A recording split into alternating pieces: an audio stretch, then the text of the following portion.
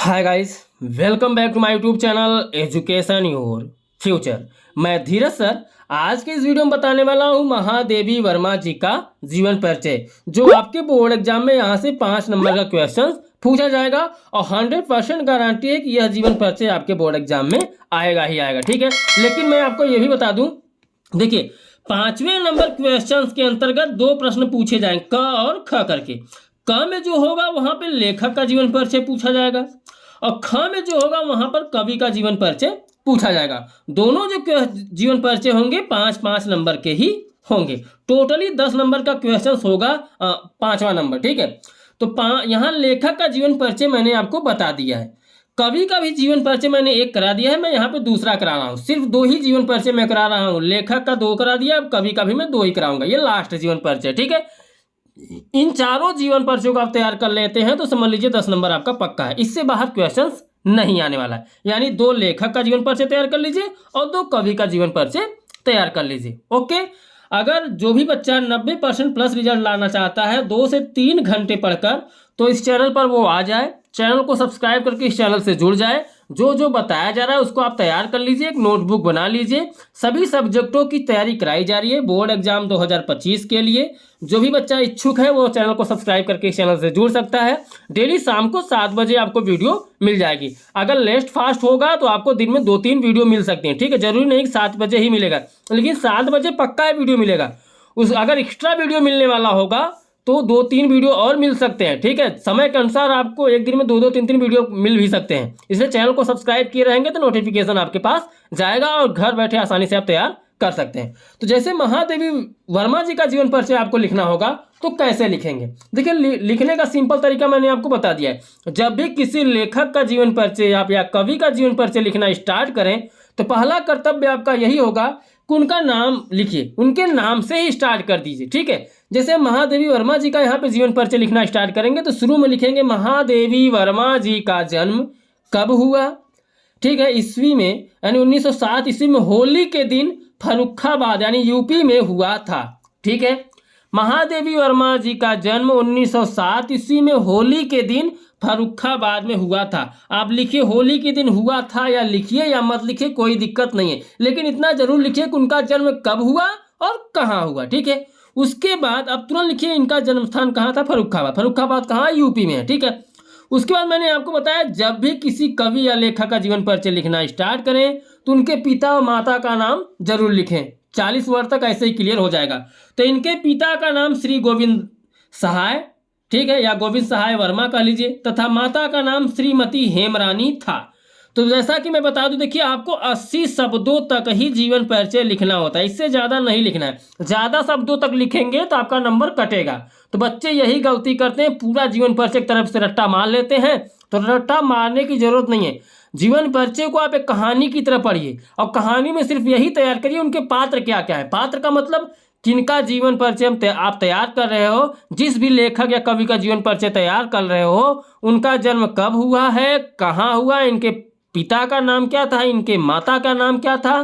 ठीक है, उसके बाद इनकी पढ़ाई लिखाई कहाँ से हुई, इन्होंने क्या क्या सीखा, क्या उपाधि मिली, इन्हें कौन सा इनाम मिला, ये सब लाइफ में इनकी जो भी बीता है 1-2 लाइन में करके लिख दीजिए। उसके बाद इनकी मृत्यु लिख दीजिए, हो गया जीवन परिचय। ठीक है, फिर इनके माता का नाम क्या था, श्रीमती हेमा रानी था। इनके पिताजी इंदौर के एक कॉलेज में अध्यापक थे। ठीक है, इनके पिताजी के बारे में लिखना है तो लिखिए, नहीं लिखना है तो मत लिखिए। देखिए जो आपके माइंड में उसमें चल रहा होगा, याद होगा, वही लिखिए। 80 वर्ष तक आपको पहुंचना है, लेकिन इतना अनिवार्य है उनका जन्म कब हुआ, कहाँ हुआ। ठीक है, उसके बाद इनके पिता का नाम, इनके माता का नाम, इनकी मृत्यु कब हुई, इतना आपको देखिए शुरू में ये सब सारी चीज़ें लिख देना है। मृत्यु लास्ट में लिखना है। बीच में आप क्या लिख रहे हो क्या नहीं लिख रहे हो, लेकिन इनसे रिलेटेड ही लिखिएगा।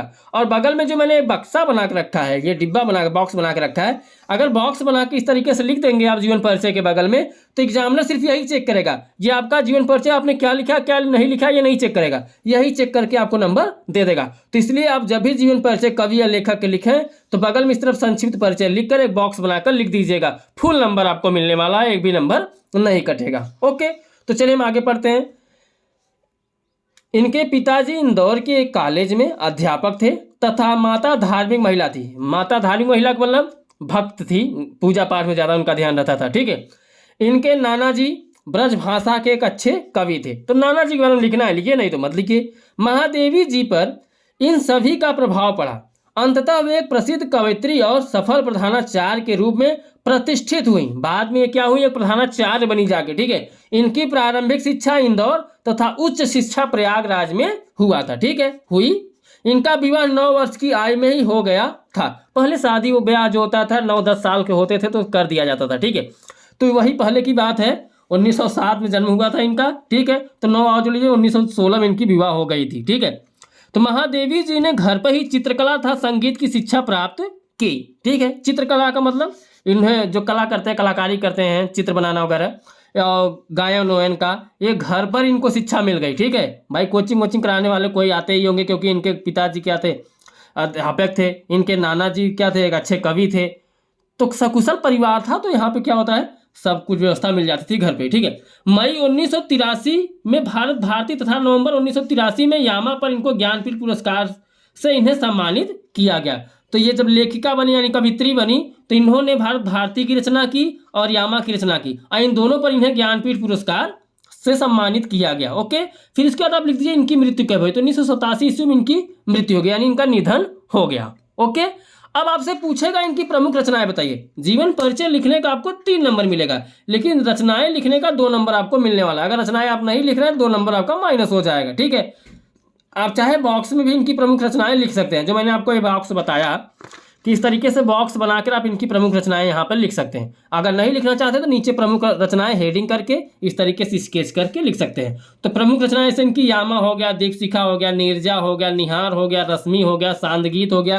तो इनकी बहुत सारी प्रमुख रचनाएं थी। फिलहाल आपको 3 से 4 ही लिखने होंगे। 3 से 4 रचनाएं लिख देंगे तो आपको 2 नंबर मिल जाएगा। समझ में आ गया? तो बस इस वीडियो में बस इतना ही। सकुशल आप इसको अपने नोटबुक में लिख दीजिए। उम्मीद करता हूँ जो सारी चीज़ें जो भी जीवन परिचय मैंने आपको बताया है सब आप अपने नोटबुक में लिख रहे हैं, और लिखने के साथ साथ तैयारी भी करते रहिए। ये नहीं कि सर बता रहे हैं हाँ अभी तैयार बाद में कर लेंगे। भैया जब एग्जाम करीब में आ जाएगा ना तो समय नहीं मिलेगा, ठीक है।